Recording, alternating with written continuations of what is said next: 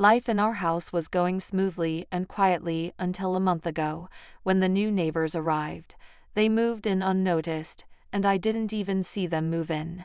They seemed to materialize overnight, and their arrival was shrouded in mystery. One morning I finally met someone from the new family, a guy my age. At first glance the family seemed perfectly ordinary. The father, Richard Harper, was a serious and disciplined man who probably held a high position in a bank. The mother, Laura Harper, was a stunning woman in her 40s, elegant and graceful, dedicated to the home. And then there was their son, Kevin, friendly and helpful. Kevin and I struck up a fast friendship. We soon discovered that we had a lot in common: a shared love of computer games, a passion for soccer, and even similar music preferences. We began spending most of our free time together, alternating between his house and mine. His parents were exceptionally hospitable, especially Laura, who always had a kind word and something delicious for us. Her culinary skills were second to none, and I still dream of her legendary meat pies.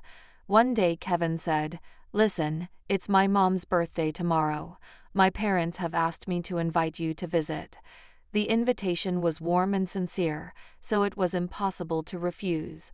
I also felt honored to be invited to such an intimate family celebration. Determined not to come empty-handed, I bought a bouquet of fresh flowers the next day. Punctual as always, I rang the Harpers' doorbell at 7 o'clock sharp. Kevin greeted me with his usual cheerful smile and led me into the elegantly decorated living room. There was a festive atmosphere. A sumptuous table was waiting for us, decorated with colorful salads, tempting appetizers, and a chilled bottle of champagne. Laura fussed in the kitchen, radiant in her new dress, which fit her figure perfectly. Her face lit up with delight as I handed her the flowers. She kissed my cheek in gratitude, and the soft, enchanting scent of her perfume hung in the air.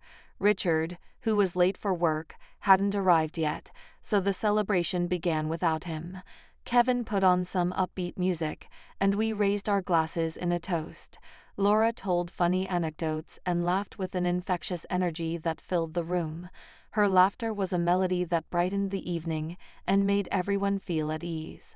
When Richard eventually arrived, he looked tired but content, carrying a delicious cake and a bottle of fine wine. We enjoyed the evening together, telling stories and laughing.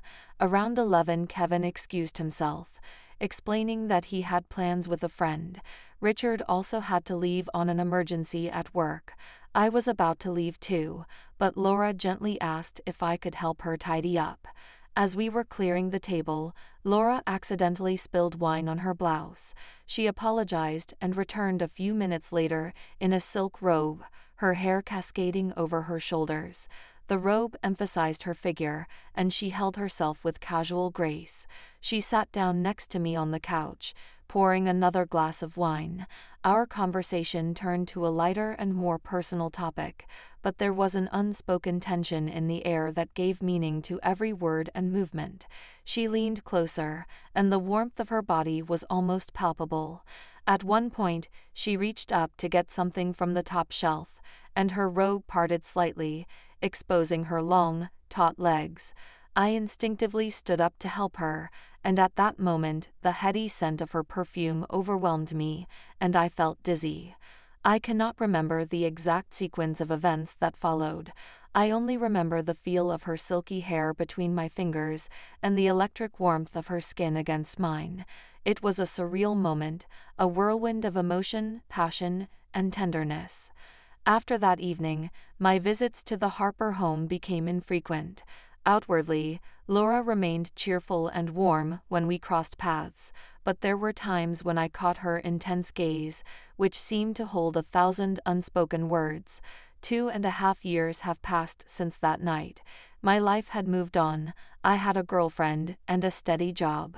But despite the time that has passed, fragments of that night still linger in my mind, imprinted in my memory with a vividness that I can't erase.